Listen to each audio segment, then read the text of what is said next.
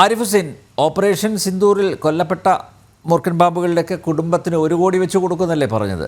മാത്രമല്ല, ഈ തകർക്കപ്പെട്ട ക്യാമ്പുകൾ അത് പുനർനിർമ്മിക്കാൻ വേണ്ടിയും കോടികൾ കൊടുക്കുന്നുള്ള ഒരു ഉറപ്പ് ലഭിച്ചിട്ടുണ്ടല്ലോ. ഇന്നിപ്പോൾ BSF പറഞ്ഞിരിക്കുന്നത് ഈ മാളത്തിൽ പോയി ഒളിച്ച മൂർഖൻ ബാബുകളൊക്കെ ഇപ്പോൾ പുറത്ത് ചാടിയിട്ടുണ്ട് എന്നാണ് പറയുന്നത്. അങ്ങനെ ഒരു മെസ്സേജ് കൂടി കൊടുത്തിട്ടുണ്ട്. അപ്പോൾ അതിൽ നിന്ന് മനസ്സിലാക്കേണ്ടത്, എന്തായാലും ഈ ഇന്ത്യ മുന്നോട്ട് വെച്ച പ്രധാനപ്പെട്ട ഉപാധി ഭീകരവാദം അവസാനിപ്പിക്കുക, അതിന് പാകിസ്ഥാൻ തയ്യാറാവില്ല എന്ന് തന്നെയല്ലേ? ഇവരുടെ പാകിസ്ഥാൻ സൈന്യത്തിൻ്റെ അനുഗ്രഹ ആശീസ്സുകളോടെ തന്നെയായിരിക്കുമല്ലോ ഈ ഭീകരവാദികളൊക്കെ ഇപ്പോൾ വീണ്ടും സജീവമായി പുറത്ത് വന്നിട്ടുണ്ടാവുക. പാകിസ്ഥാനിനെ സംബന്ധിച്ചിടത്തോളം ഭീകരവാദം എന്ന് പറയുന്ന ഒരു സംഗതിയെ മാറ്റിവെച്ചുകൊണ്ട് ഒരു എക്സിസ്റ്റൻസ് തന്നെ ഇല്ല. അതാണ് നമ്മൾ മനസ്സിലാക്കേണ്ടതെന്നാണ് ഞാൻ പറയാം. കാരണം പാകിസ്ഥാൻ എന്ന് പറയുന്ന രാജ്യം ഉണ്ടായത് തന്നെ എന്തിൻ്റെ അടിസ്ഥാനത്തിലാണ്? ആ അടിസ്ഥാനം ഒരു മതപരമായ ഒരു കാരണം, അവരുടെ ആ ഒരു ആവശ്യങ്ങൾ നമുക്ക് ആവർത്തിക്കുന്നില്ല. അപ്പം അതിൻ്റെ നടത്തിപ്പ് അതെങ്ങനെയാണ് ആ മതം അല്ലെങ്കിൽ അവരുടെ ആശയം അത് സ്ഥാപിക്കാൻ വേണ്ടിയിട്ട് അവരോട് ആവശ്യപ്പെടുന്നത്? അത് ടെററൈസ് ചെയ്യുക എന്നുള്ളത് തന്നെയാണ് അതിൻ്റെ രീതി എന്ന് പറയുന്നത്. നമുക്കാണല്ലോ അത് ടെററിസമായിട്ടും ഒക്കെ അവിടെ തോന്നുന്നത്.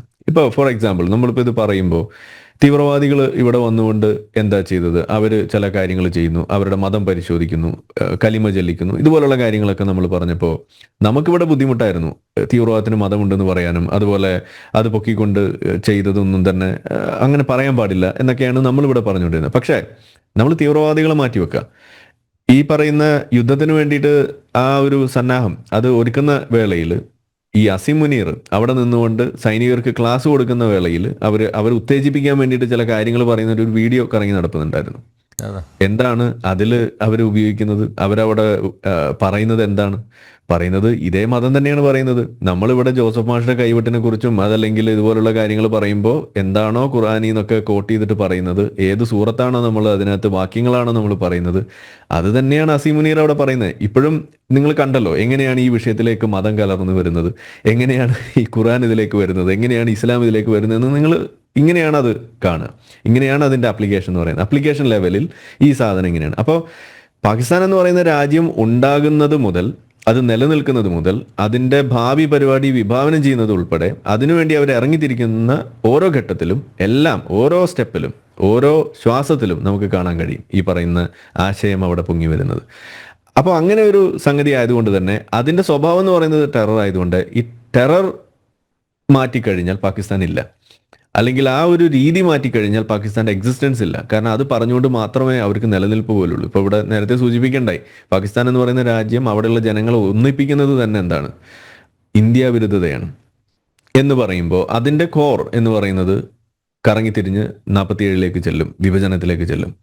അപ്പോൾ ആ ഒരു വികാരം അതിനെക്കുറിച്ച് നമ്മൾ പറയുമ്പോൾ ഇതുപോലെയുള്ളൊരു സംഗതി പറയുന്ന സമയത്ത് അവിടെ ടെറർ ഇല്ലാതെ പാകിസ്ഥാൻ ഇല്ല എന്നുള്ളത് നമുക്ക് മനസ്സിലാക്കാൻ സാധിക്കണം. പിന്നെ അങ്ങനെയുള്ള സ്ഥിതിക്ക് ഇതെങ്ങനെ നമുക്ക് ഇതിന്ന് ഊരിയെടുക്കാം? ഇതാണല്ലോ നമ്മുടെ പ്രശ്നം. അങ്ങനെ ടെററുണ്ട്, അതുണ്ട് എന്നതിൻ്റെ പേരിൽ ഒരു ആജന്മ ശത്രുവായിട്ട് നമ്മൾ അവരെ കാണേണ്ടതുണ്ടോ? ഇതിനെങ്ങനെ പരിഹരിക്കാം? ഇതാണല്ലോ നമ്മുടെ പ്രശ്നം.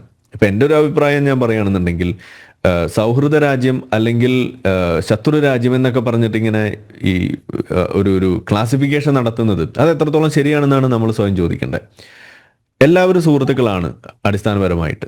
പക്ഷെ അതിൽ ചില ആളുകൾ ചില കാരണങ്ങൾ കൊണ്ട് അതിനകത്ത് ശത്രുക്കളായിട്ട് മാറുന്നു. ഇങ്ങനെയാണല്ലോ ഇപ്പോൾ നമ്മൾ മനുഷ്യബന്ധങ്ങൾ പറയുമ്പോൾ നമ്മൾ പറയാറുള്ളത്. എന്ന് പറഞ്ഞ മാതിരി രാജ്യങ്ങളെല്ലാവരും തന്നെ സഹകരിച്ച് ഒരു ഘട്ടം കഴിഞ്ഞാൽ ഈ അതിർത്തികൾക്ക് പോലും വിലയില്ലാതെ മാറുന്ന ഒരു അവസ്ഥയാണ് നമ്മളൊക്കെ സ്വപ്നം കാണുന്നത്. ഇപ്പോൾ യൂറോപ്പിലേക്കൊക്കെ നമ്മൾ യാത്ര ചെയ്യുമ്പോൾ ട്രെയിനൊക്കെ ഒരു രാജ്യത്ത് നിന്ന് അടുത്ത രാജ്യത്തേക്ക് അങ്ങ് പോവുകയാണ്. അവിടെ ഒന്നും ആരും പിടിച്ചു നിർത്തിയിട്ട് മുണ്ടുപൊക്കി നോക്കുന്നൊന്നുമില്ല. അപ്പോൾ അങ്ങനെ ഒരു കാലമാണ് നമ്മൾ സ്വപ്നം കാണുന്നത് എന്നുണ്ടെങ്കിൽ അവിടെ പിന്നെ ഇത് ചെയ്യേണ്ടി വരുന്നത് എന്തുകൊണ്ടാണ്?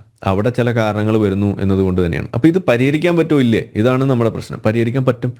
അതെങ്ങനെയാണെന്നുള്ളതാണ് നമ്മളിവിടെ പറയാറുള്ളത്. അപ്പോൾ അങ്ങനെ നോക്കുമ്പോൾ നമ്മൾ മുൻകാലങ്ങളിൽ നടന്നിട്ടുള്ള ചില കാര്യങ്ങളെക്കുറിച്ച് നമ്മൾ പറയേണ്ടി വരുന്നു. അതിൽ ഏറ്റവും മികച്ച മാതൃക അത് വാജ്പേയി ചെയ്തതിനെ കുറിച്ച് നമ്മൾ പറയാറുണ്ട്.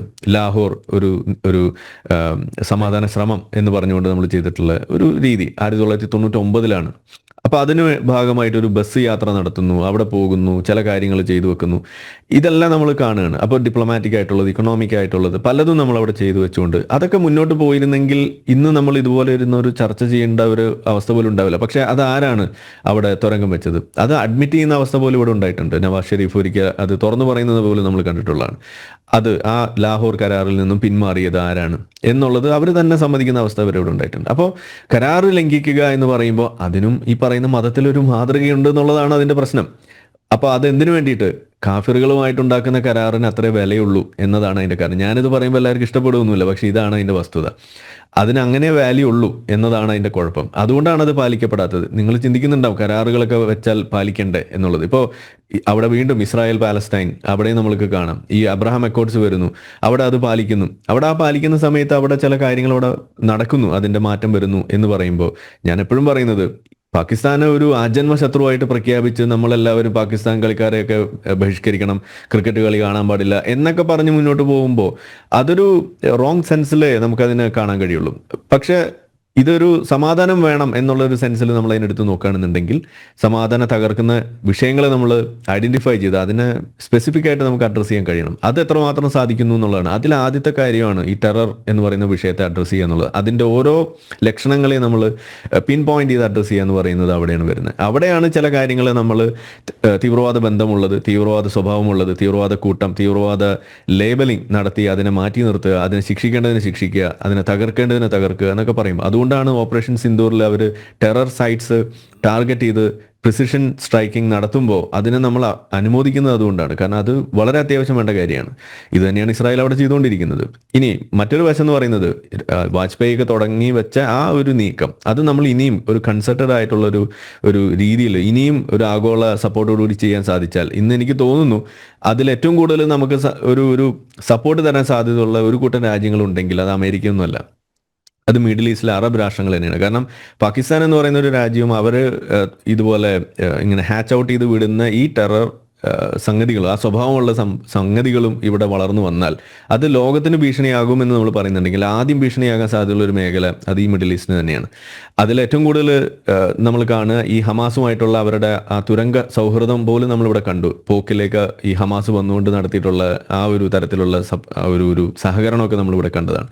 അപ്പോൾ ഇത് അവിടെയും വലിയ പ്രശ്നം ഉണ്ടാകാൻ സാധ്യതയുണ്ട്. അപ്പോൾ അതുകൊണ്ട് തന്നെ അബ്രഹാം അക്കോർഡ്സ് എന്ന് പറഞ്ഞുകൊണ്ട് മിഡിൽ ഈസ്റ്റിലൊരു സമാധാന ശ്രമം സാധ്യമായിട്ടുണ്ടെങ്കിൽ അത് ഇന്ന് വലിയ മാറ്റങ്ങൾക്ക് വഴിവെച്ചിട്ടുണ്ടെങ്കിൽ സമാനമായ രീതിയിൽ ഒരു അക്കോർഡ്സ് അത് നമുക്കിവിടെ ഇന്ത്യ, പാകിസ്ഥാൻ, അഫ്ഗാനിസ്ഥാൻ, ബംഗ്ലാദേശ് ആ ബന്ധത്തിലും ഒരു ഊഷ്മളത കണ്ടെത്താൻ വേണ്ടിയിട്ടുള്ള ശ്രമം നമ്മൾ നടത്തണം. അതിന് വേണ്ടിയിട്ടുള്ള വഴികൾ നമ്മൾ തുറന്നിടണം. അത് നിങ്ങൾ തുടങ്ങി വെക്കണം. അതിന് പറ്റിയൊരു ഘട്ടത്തിലാണ് നമ്മൾ നിൽക്കുന്നത്. അതിന് ഞാൻ നിർദ്ദേശിക്കുന്ന ഒരു നല്ലൊരു പേര് തന്നെ പറയുകയാണെന്നുണ്ടെങ്കിൽ ഈ ഒരു ചരിത്രം, ഈ ഇന്ത്യ പാകിസ്ഥാൻ ചരിത്രം നമ്മൾ എടുത്ത് നോക്കുകയാണെങ്കിൽ മികച്ച രീതിയിൽ ഇതുപോലുള്ള കാര്യങ്ങൾക്ക് എപ്പോഴും സഹായകമായിട്ട് നിന്നിട്ടുള്ള രണ്ട് നേതാക്കൾ, ഒന്ന് നവാസ് ഷെരീഫും ഒന്ന് വാജ്പേയിയും തന്നെയാണ്. അപ്പോൾ ഒരു ഷെരീഫ് വാജ്പേയി ഒരു അക്കോർഡ്സ് എന്നുള്ള രീതിയിൽ ഇരു രാജ്യങ്ങൾക്കും സ്വീകാര്യമാകുന്ന രീതിയിൽ ഒരു സംഗതി കൊണ്ടുവന്ന് പേര് എന്ത് വേണേലും ഇട്ടോളൂ, ഞാൻ എൻ്റെ പേര് സജസ്റ്റ് ചെയ്തേ ഉള്ളൂ.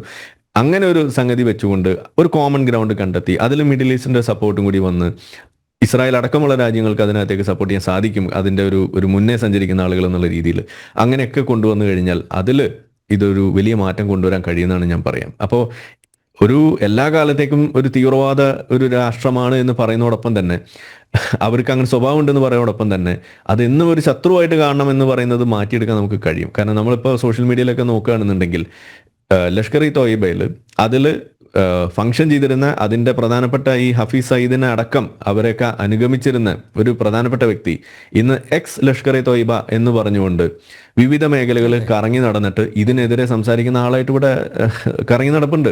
നമ്മൾ അവരുമായിട്ട് കമ്മ്യൂണിക്കേറ്റ് ചെയ്യാറുണ്ട്, അവരുടെ കാര്യങ്ങൾ നമ്മൾ വീക്ഷിക്കാറുണ്ട്, അവരൊക്കെ കൊടുക്കുന്ന സന്ദേശമുണ്ട്. അപ്പോൾ അതിൽ നമ്മൾ കാണുന്ന ഒരു കാര്യമുണ്ട്, അത് നമുക്ക് ഒരു പാഠം തന്നെയാണ്. അതെന്താണ്? ഇതിൻ്റെ പ്രശ്നം എന്താണെന്ന് പറയുന്നിടത്ത് ഒരു വലിയ ഒരു ബുദ്ധിമുട്ട് അവിടെ കിടപ്പുണ്ട്. അതൊരു ബ്ലോക്ക് തന്നെയാണ്. ആ പ്രശ്നം എന്താണെന്ന് പറയാൻ ഈ ഇസ്ലാമിലെ ഇത്തരം തീവ്രവാദ ആശയങ്ങളാണെന്ന് നമുക്ക് പറയാൻ സാധിക്കണം. അത് പറയാൻ ഒരു പരിധിവരേക്കും ബുദ്ധിമുട്ടായിരിക്കും. കാരണം എന്താണ്? അവിടെ ഉടനെ വരുന്നൊരു കാര്യമാണ് മുസ്ലിങ്ങൾ അവർക്ക് വേദനിക്കും, അവർ ന്യൂനപക്ഷമാണ് എന്നൊക്കെ പറഞ്ഞിട്ടായിരിക്കും അതിനെ തടയിടുക. ആ സമയത്ത് ഇവിടെ മിഡിൽ ഈസ്റ്റിൽ നമ്മൾ കാണുന്നത് എന്താണ്? അവർ ഏത് വാചകം നിങ്ങൾ എടുത്ത് നോക്കിക്കഴിഞ്ഞാലും അതിൽ ഏറ്റവും കൂടുതൽ എടുത്ത് പറയുന്ന ഒരു സാധനമാണ് മുസ്ലിം ബ്രദർഹുഡാണ് ഇതിൻ്റെ പിന്നിൽ എന്നാണ് അവർ പറയാം.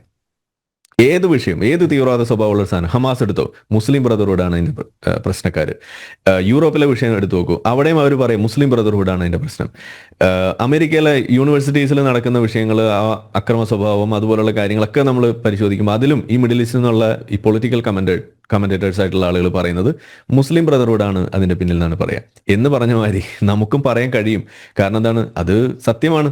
കാരണം നമ്മളിവിടെ കണ്ടല്ലോ, ഇവിടെ പൂരത്തിന്റെ ഇടയ്ക്കും ക്ഷേത്രത്തിലെ ഉത്സവത്തിന്റെ ഇടയ്ക്കൊക്കെ ആനപ്പുറത്തൊക്കെ കയറ്റുന്ന ചില ചിത്രങ്ങളിൽ നിറഞ്ഞു നിന്നിട്ടുള്ള ആളുകൾ അസലുൽ ബന്ന, അല്ലെങ്കിൽ ഇതുപോലുള്ള മാൽക്കം എക്സ്, ഇങ്ങനെയുള്ള കുറെ ആളുകളുടെ ചിത്രമൊക്കെ നമ്മൾ കണ്ടല്ലോ. ഇതൊക്കെ തന്നെയാണ് ഈ മുസ്ലിം ബ്രദർഹുഡിന്റെ ആളുകൾ എന്ന് പറയുന്നത്.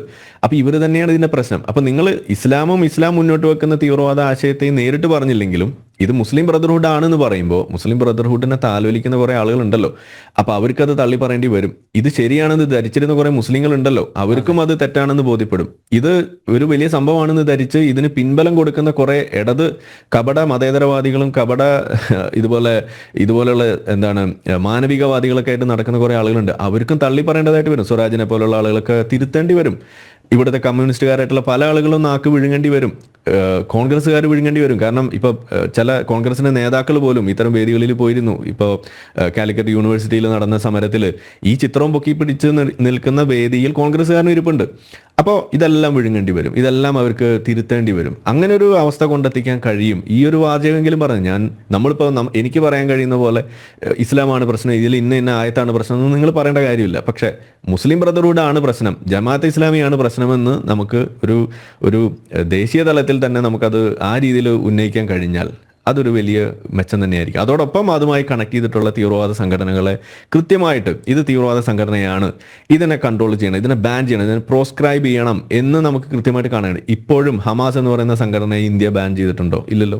ഇതേ ഹമാസ് തന്നെയല്ലേ പോക്കിലേക്ക് വന്ന് ഈ ലഷ്കർ ഇ തോയ്ബയും അതുപോലുള്ള മറ്റ് TRF ഒക്കെ ആയിട്ട് സംസാരിച്ച് ഈ പഹൽഗാം അറ്റാക്കിന് മുന്നേ എല്ലാ കാര്യങ്ങൾക്കും ഒത്താശ ചെയ്തത് അവർ തന്നെയാണെന്ന് നമുക്കറിയാം. എന്നിട്ട് എന്തുകൊണ്ട് ഹമാസിനെ നമ്മൾ ബാൻ ചെയ്യുന്നില്ല? അപ്പൊ ഹമാസ്, ഞാനൊക്കെ പറയാം, ഇപ്പോഴും നമ്മൾ കേരളത്തിലൊക്കെ ചിലപ്പോൾ ഭൂമി വല്ല റഡാർ സംവിധാനമൊക്കെ വെച്ച് ഒന്ന് സ്കാൻ ചെയ്യുന്നത് നല്ലതാ. തുരങ്കമൊക്കെ പണിതുകൊണ്ടിരിക്കുകയായിരിക്കും, പറയാൻ പറ്റില്ല. അവിടെ കാശ്മീരിലൊക്കെ ഉണ്ടാവുമായിരിക്കും. കാരണം അതാണ് ഇവിടെ നടന്നുകൊണ്ടിരിക്കുന്നത്. ഇപ്പോൾ യൂട്യൂബേഴ്സ് പല ആളുകളെയും പിടിക്കുന്നു, ചാരപ്രവൃത്തി എന്ന് പറഞ്ഞ് പിടിക്കുന്നു. എന്തും സംഭവിക്കാം. തുരങ്കം ഇവിടെ ഉണ്ടാകാം എന്ന് തന്നെയാണ് ഞാൻ ബലമായിട്ട് സംശയിക്കുന്നത്. കാരണം ആ രീതിയിലാണ് ഇവിടുത്തെ തുരങ്ക സൗഹൃദം കിടക്കുന്നത്. അപ്പൊ അതുകൊണ്ട് ഞാൻ ഇതൊരു ഷോർട്ടാക്കി പറയുകയാണെങ്കിൽ, ലോങ് സ്റ്റോറി ഷോർട്ട് എന്ന് പറഞ്ഞ ഇത്രയേ ഉള്ളൂ. പറയേണ്ട കാര്യങ്ങൾ പറയേണ്ട പോലെ സമയത്ത് പറയുക എന്നുള്ളതാണ് ഇതിൽ ഏറ്റവും പ്രധാനം. നമ്മൾ ഇങ്ങനെ ഒരു ബനാന ടോക്കായിട്ട് പറയുമെങ്കിലും ഇതാണ് ആ കറക്റ്റ് സമയം. ഇപ്പോഴെങ്കിലും ഇത് പറഞ്ഞു തുടങ്ങുക, ഇപ്പോഴെങ്കിലും ഈ വിഷയത്തെ നമ്മൾ അഡ്രസ്സ് ചെയ്യാൻ തയ്യാറാവുക എന്നുള്ളതാണ് ഇതിൻ്റെ വഴി. അതിനു വേണ്ടിയിട്ടുള്ള ഈ ശ്രമങ്ങൾ, അത് നമ്മളിപ്പോൾ ബിരിയാണി കഴിക്കാൻ വേണ്ടി മോദി പറഞ്ഞിറങ്ങിയതാണെങ്കിൽ പോലും അതൊരു ചെറിയ ജസ്റ്ററായിട്ടാണ് നമ്മൾ അന്ന് കളിയാക്കിയെന്നുണ്ടെങ്കിലും അതിന് വലിയ വാല്യൂ ഉണ്ടെന്നാണ് ഞാൻ പറയാം. അത് ഇനിയും അതുപോലുള്ള സംഗതികൾ ചെയ്ത് ഇത് ഈ ശത്രുത കുറയ്ക്കാനുള്ള വഴികൾ കണ്ടത് പാഠപുസ്തകത്തിലടക്കം ഉണ്ട് ഇത്തരം കാര്യങ്ങൾ പഠിപ്പിക്കുന്നത്. അതെല്ലാം ഇന്ത്യ വിരുദ്ധത നമ്മൾ പഠിപ്പിക്കുന്നത്, അത് മോണിറ്റർ ചെയ്ത് അത് കുറയ്ക്കാനുള്ള വഴികൾ നമ്മൾ തേടണം എന്നത് തന്നെയാണ് അതിൽ നമുക്ക് അവസാനമായിട്ടും പറഞ്ഞു വെക്കാനുള്ളത്. ഓക്കെ, സ്വീകാര്യമായിട്ടുള്ളൊരു നിർദ്ദേശം തന്നെയാണ്.